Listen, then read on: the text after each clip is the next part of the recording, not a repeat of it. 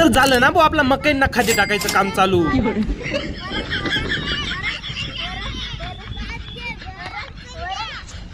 ए बातवाला पटपट जरा.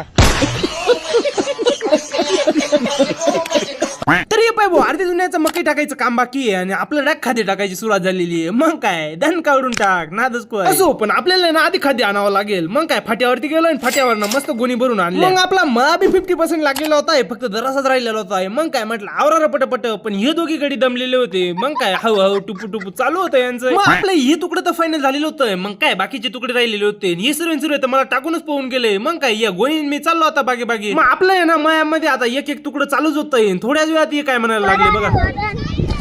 वरण वरण वरण